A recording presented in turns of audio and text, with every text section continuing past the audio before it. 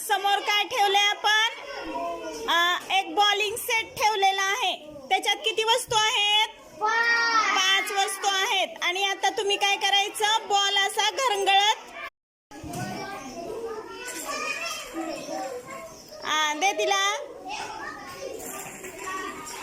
पटपट.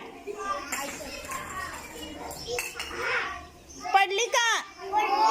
किती पडली रे?